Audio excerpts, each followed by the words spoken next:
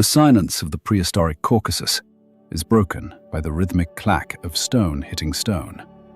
A group of hunters, built like marathon runners, with eyes burning with a frighteningly modern intelligence, huddles over a kill.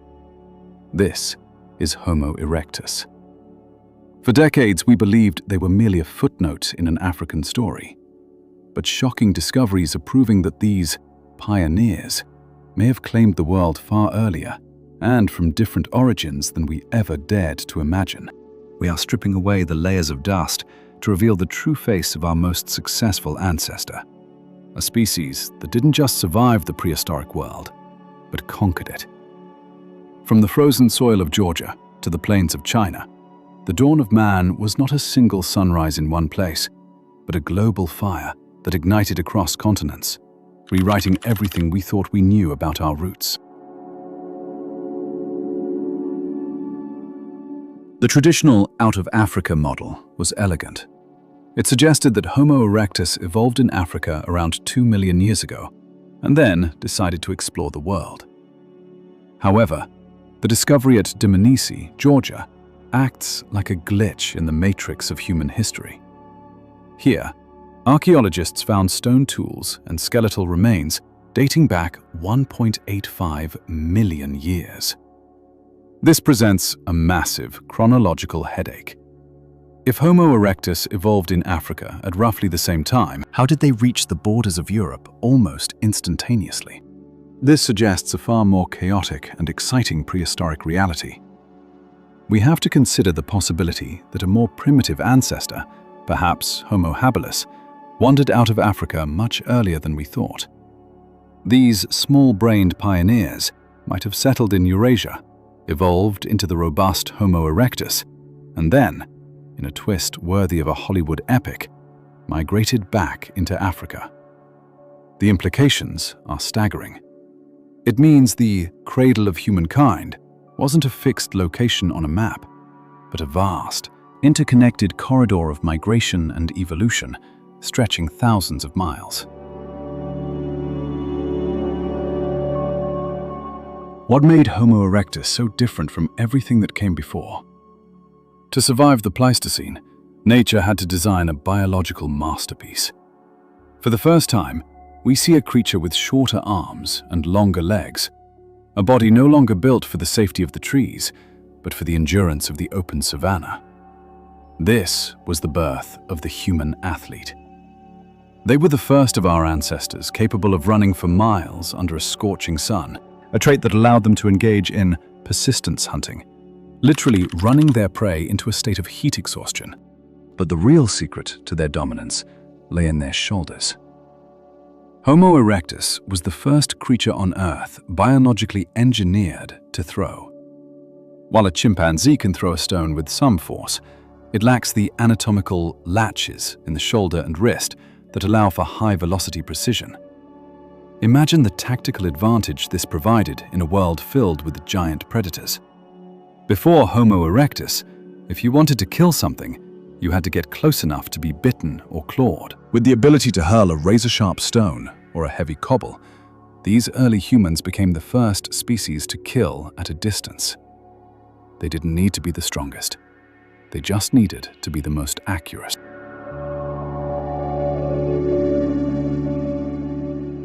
Evolution never provides a free lunch. The massive brain of Homo erectus, nearly double the size of its predecessors, was an energy hog. To fuel this growing biocomputer in their skulls, they had to abandon the low-quality diet of their ape-like ancestors. They needed protein, and they needed it in massive quantities. This shift to meat-eating wasn't just a dietary choice. It was an evolutionary catalyst. Hunting and scavenging required a level of social coordination never before seen on Earth. You cannot take down a prehistoric buffalo or drive a pride of giant lions away from a kill by yourself. It required communication, strategy, and trust. This is where we see the true roots of the human social brain. They weren't just sharing meat, they were sharing information.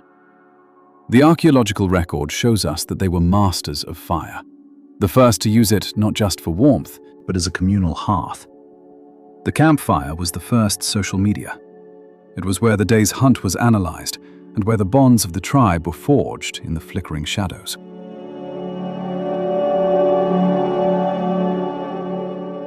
Despite their intelligence, Homo erectus possessed a strange, almost frustrating trait that archaeologists call technological conservatism.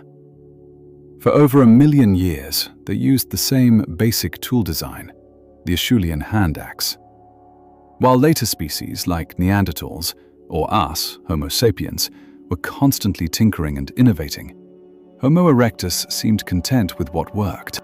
Evidence shows they were often lazy in their craftsmanship. At several sites, researchers found that they would use low-quality stones found right at their feet, rather than walking a few hundred yards up a hill to collect superior flint. This wasn't because they were stupid. It was because they were hyper-efficient. They lived in the ultimate, if it ain't broke, don't fix it culture. This pragmatism allowed them to spread rapidly. They didn't wait to develop the perfect tool for a new environment. They adapted their behavior instead. They were the ultimate survivalist generalists. To truly understand the humanity of these people, we must look at a single weathered skull found in the Caucasus Mountains. Known as Skull 4, it belonged to an individual who lived to a ripe old age by prehistoric standards. But there was something unique about him. He was completely toothless.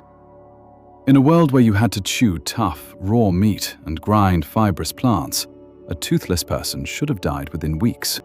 Yet, the bone in his jaw had completely healed, meaning he lived for years without the ability to chew. This is one of the most profound smoking guns in human history.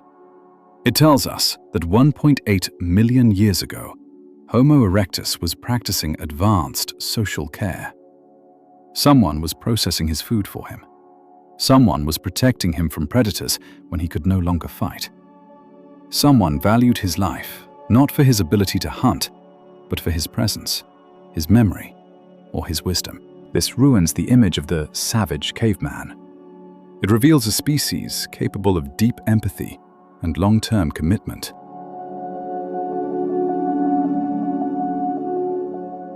While we often think of human migration as a noble quest for new horizons, the reality was likely much more primal. Homo erectus behaved like an invasive species. Once they mastered the ability to eat meat and use fire, the entire world became a buffet.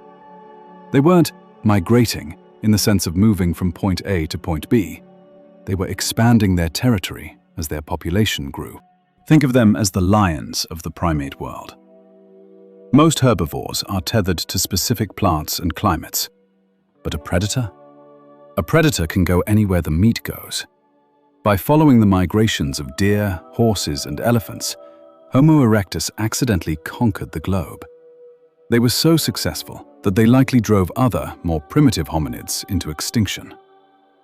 In Indonesia, they thrived for over 1 million years, eventually evolving into specialized forms like the hobbit, Homo floresiensis. They were a global phenomenon, long before the first Homo sapiens ever drew a breath.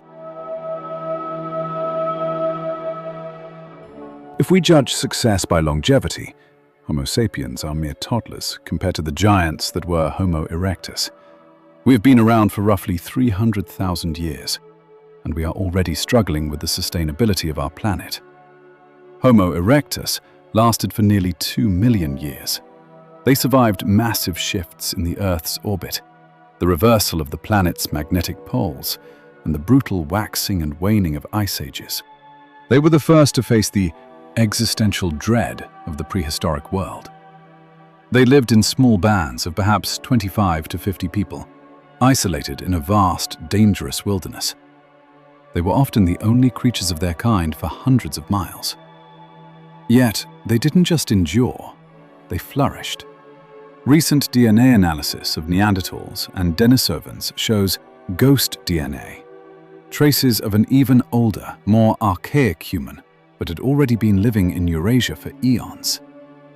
That ghost is Homo erectus.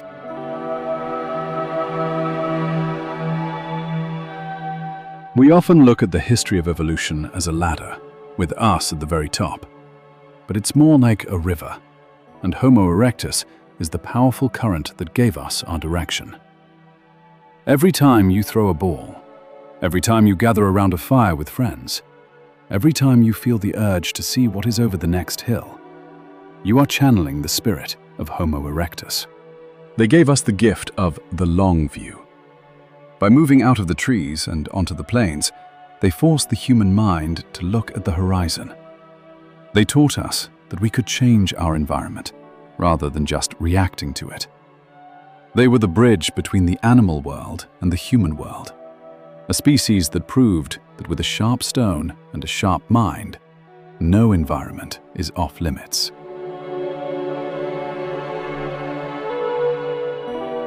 Homo erectus proved that survival is not about having the most complex technology, but about the strength of the bond between individuals. Their 2-million-year dynasty was built on the efficiency of movement, the power of a shared meal, and the unbreakable commitment to never leave a member behind. As we face the uncertainties of our own future, their legacy serves as a powerful reminder.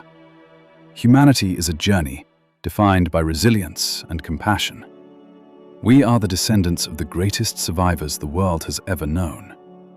If they could conquer an unknown planet with nothing but grit and empathy, we have every reason to believe we can navigate our own challenges by returning to those same fundamental human values.